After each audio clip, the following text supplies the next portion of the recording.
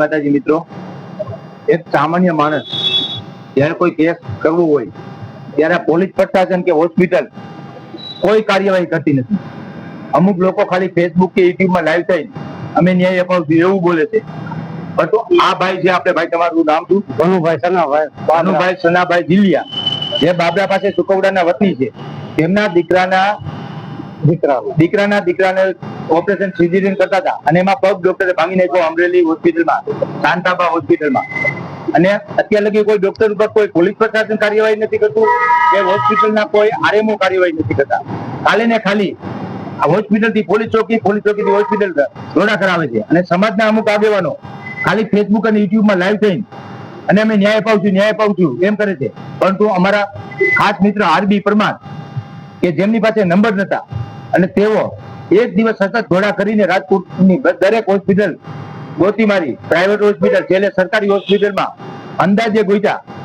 આપણે કેવીથી ગોઈતા આરબી પરમારે તે આપણે આરબી પરમાર કે છે, બરોબર કાકા? હા, તમે પેલા કયો હાલો કાકા. આરબી પરમાર તમારો કોન્ટેક્ટ કેવી રીતે કર્યો? આરબી પરમાર આવ્યા સિવિલ હોસ્પિટલમાં અને એને બહુ અમને ગોત્યા. પછી અમે મળ્યા નહીં. 4-5 વખત ઉપલા માળે આવ્યા, જોવા આવ્યા, પણ અમે એને મળ્યા નહીં. પછી આરબી પરમારે અહીંયા હંધાઈને નંબર આપ્યા કે મને આ કાકાનો કોન્ટેક્ટ કરાવો. પછી નંબર આપી એક ભાઈ ના આવ્યા ઉપર કોક હતા એટલે એને નંબર આપ્યા કે તમને એક ભાઈ ગોતે છે, નીચે જાઓ. પછી નીચે આવ્યો અને આરબી પરમાર મને મળ્યા અને એને હવે આ કોન્ટેક્ટ કરાવ્યો. હવે તમારા દીકરાનો પગ કેવીથી ભાંગ્યો? ડોક્ટરે સિરિયઝન કરતા હા, સિરિયઝન કરતા એનો પગ ભાંગ્યો. પછી અમને ડોક્ટર એમ બોલ્યા કે આથી મારીથી ભૂલ થઈ ગઈ છે, તમે કેસ ન કરતા. ડોક્ટરની હંધાઈ જવાબદારી લીધી કે તમારા છોકરાની જવાબદારી તમામ મારી, તમે કેસ કરતા ને. પછી 9 જમણ થયા. એને પેલા તો એમ કીધું કે ફ્રેક્ચર થઈ ગયું. હા, ખાલી સામાન્ય ફ્રેક્ચર છે કે મટી જાય તમતારે, પછી જવાબદારી મારી. પછી 9 જમણ થયા પછી હાડકાના ડોક્ટર ને બોલાવ્યો. એને કીધું કે મને કે ભગત આનો પગ હાવ નોખો છે, આ કોઈ અહીં મટે નહીં છે. પછી નાથી અમને આ રાજકોટ સિવિલમાં મોકલી દીધા 108 લઈ. તો ડોક્ટરે એમ કીધું કે તમે કેસ ન કરતા, તમે લોકો હું તમારો હંધે ખર્ચો પૂરો પાડીશ. પણ એને પછી ઊંચા હાથ ફેંકી દીધા. પછી ઊંચા હાથ ડોક્ટરે કરી દીધા અને ડોક્ટરે કીધું કે તમે ક્યાંય છેડા અડાડજો તો હું પણ છેડા અડાડીશ. હા, એને તો માની લ્યો શારીરિક નુકસાન ભોગવતું જવાનું.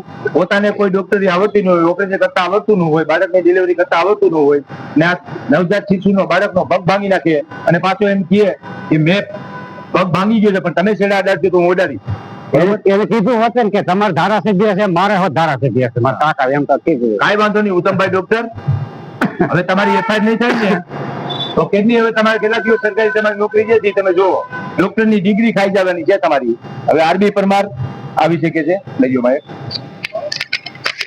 જય માતાજી, જય દેવી પૂજક સમાજ. હવે ખાસ સોશિયલ મીડિયામાં આ ભનુભાઈ જીલિયા એના અઠવાડિયાથી વિડીયા થોડા વાયરલ થઈ રહ્યા છે, પણ નથી ભનુભાઈ નો ક્યાંય નંબર મોબાઈલમાં કે નથી ડોક્ટર નો ક્યાંય નંબર.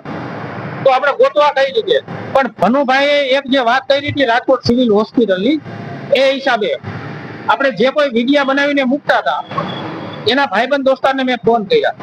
ભાઈબંધ દોસ્તારને ફોન કરીને જાણ્યું કે ભાઈ આ લોકોના નંબર ક્યાંય હોય તો મને આપો, આનો કોન્ટેક્ટ થતો નથી, કયા ગામના છે ખાસ ખબર નથી આપણને, તો આને આપણે કઈ રીતે ગોતવા? તો એના મિત્રએ મને 3-4 કલાક પછી એવું કીધું, એવું નિવેદન આપ્યું કે એ લોકોનું સમાધાન થઈ ગયું છે અને એ લોકો પ્રાઇવેટ દવાખાને વિયા ગયા છે. એટલે સાંજે તો ભાઈ લાઈ થઈને બબાડા નાખતા હતા કે આને મદદ કરાવો અને સવારે 9 વાગ્યા તો સમાધાન થઈ ગયું. એટલે મને વાત હજમ ન થતા રાજકોટ સિવિલ જનાના હોસ્પિટલમાં હું આવ્યો અને જ્યાં પણ આપણા દેવી પૂજક સમાજના કોઈ પણ વ્યક્તિ બેઠા દેખાય પછી હું રાજકોટ જનાના સિવિલ હોસ્પિટલમાં કાઉન્ટરે ગયો.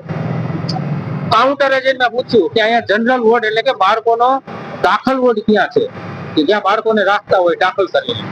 તો મને કહેવામાં આવ્યું 2જો માળ, 6મો માળ ને 7મો માળ. તો હું બધે ઘૂમી આવ્યો, પણ જ્યાં અમુક સાવ નાના બાળકો હોય ત્યાં સ્ત્રીઓ ભેગી હોય એ એક જ જગ્યાએ હું નતો ગયો એ વોર્ડમાં.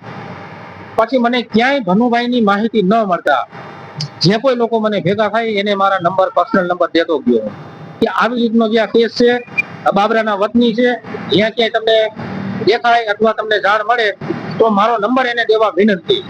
એમાં 7મા માળે એક માજી દેવી પૂજકના બેઠેલા એમને પણ મેં નંબર આપેલો. તો એ માજીએ મને કીધું કે એ અમરેલી જે દાખલ હતા એ લોકોને હું ઓળખું છું, કેમ કે એની હારે જે માજી હતા કે એની હારે મારે બેઠું નથી ગયા, એટલે બેનને હું જોઈએ ઓળખી જાય છું. તો એ 7મા માળે, 6ઠા માળે, બીજા માળે અને આખું જે જનાના હોસ્પિટલનું ગ્રાઉન્ડ છે બધી અમે રેખડ્યા એ માજીને સાથે, પણ આ બેનનો ક્યાંય પતો ન મળ્યો. પછી એ માજીને પણ હું મારા નંબર દેતો આવ્યો. તો નંબર દીધા હતા તો અડધી કલાકમાં આ ભનુભાઈએ મારો સંપર્ક કરી લીધો.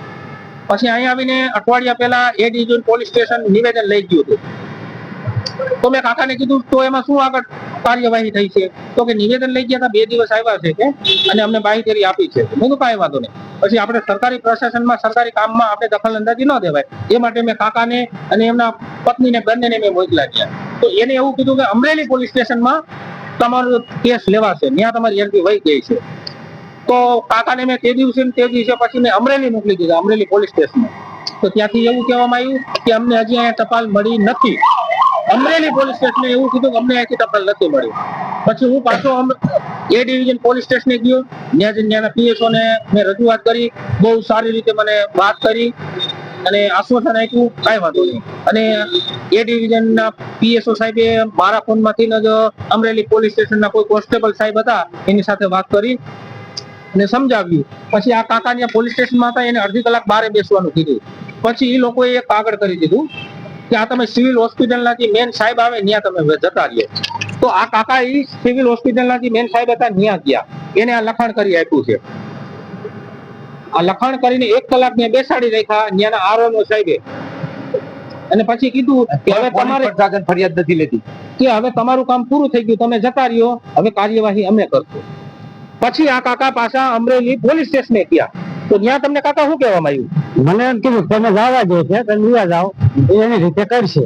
પણ મને કઈ ખબર ન પડે એટલે હું તો ગુજાવ્યા. તમને એવું કહેવામાં આવ્યું હતું કે ડોક્ટર અમને કાગળ આપશે કઈ? હા, એ તો એ નિવેદન ડોક્ટર ને લેવાનું હોય, અમારે ન લેવાનું. ઓકે. એટલે આ આરએમઓ સાહેબે લખી આપેલું છે, એને અરજી લઈ લીધી છે.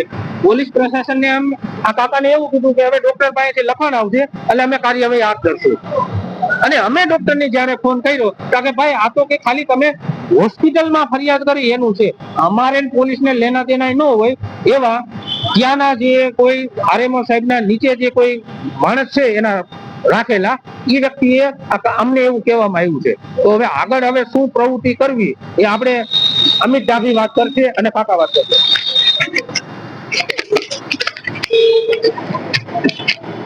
જય માતાજી, જય હિન્દ સાથીઓ, જય સંવિધાન. બાબા આંબેડકર સાહેબના સંવિધાન મુજબ આ જે કાયદો છે, આ કાયદાના જે ઘડનાર છે બાબા આંબેડકર સાહેબ. આ કાયદામાં એવું કે સંવિધાનની અંદર એવું લખેલું છે કે કોઈ નાનો વર્ગ હોય, નીચા વર્ગના વ્યક્તિ હોય એની માટે કાયદો નથી. મને અત્યારે એવું લાગી રહ્યું છે કે જે આ પોલીસ પ્રશાસન કરી રહ્યું છે, આ કાયદા વિરોધ જે કામ કરી રહ્યું છે, એ કાયદા વિરોધ કરી રહ્યું છે. કારણ કે આટલો સમય જાતાની અંદર એક એફઆઈઆર કરવામાં ન આવે તો આ પોલીસ કર્મચારીની લાપરવાહી કહેવાય. શું કહેવાય છે? લાપરવાહી કહેવાય છે. એટલે માત્ર ને માત્ર કહી દઉં છું, અમરેલી પોલીસ સ્ટેશનની અંદરમાં જો આ એફઆઈઆર કરવામાં નહીં આવે તો હું અમિત ડાભી સમાજને સાથે લઈને આ દીકરાને ન્યાય લેવા માટે, આ દાદાને ન્યાય લેવા માટે ઉગ્ર આંદોલન કરવું પડશે ને તો પણ કરવાનો સૌ સમય દીધો છે. પીએસઓ સાથે વાત કરી છે, અત્યારે જોઈએ છીએ આપણે આજના દિવસની અંદર શું નિર્ણય આવે છે. ન આવે તો કાલેથી પછી આપણે ચાલુ કરશું ઉગ્ર આંદોલનની તૈયારી. એનું કારણ છે કે સંવિધાન મુજબ આ લોકો ચાલતા નથી, તો પાકું જ થઈ ગયું છે. કેમ કે નાનું નીચું વર્ગ હોય છે, નાના વર્ગના વ્યક્તિ હોય છે, એને કોઈ સંવિધાન લાગુ પડતું નથી. આવું મને જાણવા મળે છે કે કારણ કે કાયદો છે, કાયદાના જે ઘડનાર છે એ લોકો જે કિંગ દંડ દેતા છે મોટા મોટા, એની માટે કાયદો છે. બાકી નાના નીચા વર્ગ માટે કોઈની માટે કાયદો નથી. એટલે હવે હું જોઉં છું કે હાલની તકની અંદરમાં અમિત ડાભીને ખાલી એટલું જ જોવાનું છે કે આજ હાઈ સુધીમાં એફઆઈઆર ન થાય તો પછી એ ડોક્ટરની માટે કેવી રીતની કાર્યવાહી કરવી એ મને બધું આવડે છે. બરોબર છે. પ્રાઇવેટ એડવોકેટ રાખી અને હું કાર્યવાહી કરી અને કોર્ટની અંદર પિટિશન પણ દાખલ કરાવી. હવે અમરેલી પોલીસ પ્રશાસનને એક ખાસ સંદેશ છે કે ગુજરાત પોલીસનું નામ તમે ખરાબ કરોમાં કોઈ પણ સામાન્ય ગુનો બનતો હોય, સામાન્ય દાખલો તમારી બાજુમાં બગદાણા ગામ છે, ત્યાં તમે ફરિયાદ લેવામાં મોડું કર્યું અને કેવી રીતે તમારે પોલીસની છૂટું આપણું થાય છે, આપણી ગુજરાત પોલીસની, એવું ન કરો અને તમે ગમે તે કાર્યવાહી કરો. આવા નાના માણસ કે જેમની પાસે ભાડાના પૈસા ન હોય એવા માણસને તમે હોસ્પિટલ થી પોલીસ ચોકી થી હોસ્પિટલ ને અમરેલી થી પાછા રાજકોટના ધક્કા ખવડાવો છો તો થોડીક શરમ કરો. જનતાને ભાંડ્યો તમે, આ સામાન્ય જનતા છે, આના ટેક્સના પૈસાથી તમારો બધાનો પગાર આવે છે, તો આવા માણસોનું કામ કરો. કોઈ મોટા માણસોનું કામ કરો જો તો એવી રીતે આવા નાના માણસોનું કામ કરો. હાલો આગળ માજીને માજી રાખો ભાઈ કે બોલો માજી હવે. જય મારા દેવી પૂજક સમાજ. અમે દવાખાને ગયા સિવિલ હોસ્પિટલમાં, એને એમ કીધું કે સિઝેરિયન આવશે, તો કીધું કાંઈ વાંધો નહીં સિઝેરિયન કરો. સિઝેરિયન કર્યું તો સિઝેરિયન કરતા મારા દીકરાને પગ ભાંગી નાખ્યો. તો અમને એને વાત કરી કે પગ તમારા બાળકનો ફ્રેક્ચર છે, સામાન્ય ફ્રેક્ચર હશે, તમે અહીંયા રૂકો તો કે એને સાજો કરી દેવું. પછી 9 જમણ થયા. 9 જમણ ની મારી પાસે કાંઈ છોકરાને ફેર ભર્યો નહીં. છોકરો કાળા તલાલિયા નાખે. તો સાહેબને મેં પૂછ્યું કે સાહેબ આનું શું કરવું? તો એને ડોક્ટર બોલાવ્યા. હાડકાના ડોક્ટર બોલાવીને એને તપાસ કર્યો. હાડકાના ડોક્ટરે કીધું કે માજી આનો પગ ભાંગી ગયો છે, આનો ફ્રેક્ચર નથી, પગ ભાંગી ગયો છે, તો આને મોટા દવાખાને તમે દાખલ કરો અને તમે આનો સારવાર જલ્દી લ્યો. અને ત્યાંથી અમને મોકલી દીધા રાજકોટ હોસ્પિટલમાં, જનાના હોસ્પિટલમાં રિઝલ્ટ કર્યા અમને. તો ત્યાં આવીને એને અમારું નિવેદન લીધું. એ દી જાતા સિટી પોલીસ આવ્યા, એને નિવેદન લીધું અમારું. તો એને એમ કીધું કે તમારું નિવેદન આવી ગયું અને તમારે આનો કેસ તમારે કરવો પડે. તો અમે એને પછી અમને કોઈ જવાબ આપ્યો નહીં. તો મારા દેવી પૂજક સમાજ મારા દીકરાનો ન્યાય અપાવો. જય માતાજી. એક જ વસ્તુ, આ વિડીયો જે કોઈ જોવે મજા આવો કહેવાનો એક જ મિનિંગ છે. એકવાર ખાલી દિલ ઉપર હાથ રાખીને કે જન્મેલું બાળક એનો જન્મતા એક પગ ભાંગી નાખ્યો, એને કેટલી વેદના સહન કરી હોય છે. 9 દિવસ ઈ બાળકને પગ ભાંગ્યો, એની સારવાર તો ન મળી, પણ એના વાલીને કહેવામાં ન આવ્યું. તો ડોક્ટર તો ભગવાનનું રૂપ કહેવાય, પણ આ ડોક્ટરનું શું નામ? ઉત્તમ. તો તમે આવા નરભક્ષી જેવા કામ કર્યા સાહેબ, તમે ઇન્સાન ન કહેવાઓ કે 9 દિવસ ઈ બાળકને તમે પગ ભાંગી ગયો છે એના માટેની તમે એક ટેબ્લેટ ન આપી. ડોક્ટર પગ હાજો કરવાની તો ન્યા વાત રહી, તો તમને કેવા ગણવા જોઈએ. અને બીજી વસ્તુ, હાથ જોડીને રિક્વેસ્ટ છે, જે કોઈ કર્મચારી હોય, ડોક્ટર હોય, પોલીસ પ્રશાસન હોય, એક જ વસ્તુ કે આ બાળક જે તકલીફમાંથી ગુજરી રહ્યું છે એ દિલ ઉપર હાથ રાખીને પોતાનું બાળક માનો તો એની વેદના તમને સમજાય. એટલે ન્યાય અપાવવા વિનંતી. જય હિન્દ, જય ભારત.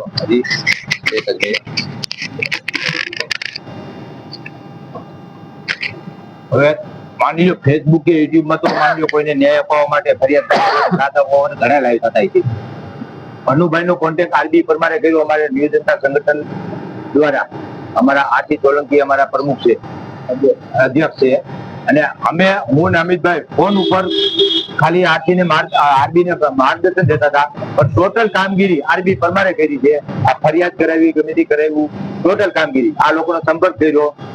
અને અમે ત્યાં લગી વિડીયો નતા બનાવવાનો, 2 દિવસ અમે ના પાડી દીધી કે જ્યાં લગી આ લોકોની ફરિયાદ કમ્પ્લીટ ન થાય, કોઈ નિર્ણય ન આવે ત્યાં લગી વિડીયો નહીં બનાવી. કારણ કે આ 2 દિવસથી આજ આરબી ને આ 3જો દિવસ છે.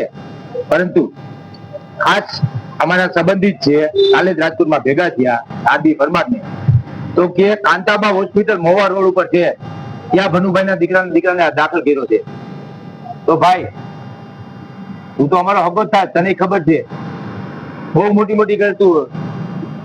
કાંતાબા હોસ્પિટલ છે, આ સરકારી જનાના હોસ્પિટલ છે. ખોટે ખોટ મોટી દેવી પૂજક સમાજને નામે કરવાનું રહેવા દો. અને ગમે તેને સહાય કરવી તો રૂબરૂ આવો, મદદ કરો. લાઈવમાં નંબર નાખવા જોઈએ. લાઈવમાં તમે ભલે તમારા ભનુભાઈ ના સગા છો, તમે, અમે કોઈ નથી કહેતા, તમે વિડીયો બનાવ્યો કોઈ પ્રોબ્લેમ નથી, પણ એના નંબર નાખો. તમે લોકો બહાર હોય, તમે નો ભોગી શકો તો અમે તો ભોગી હતી.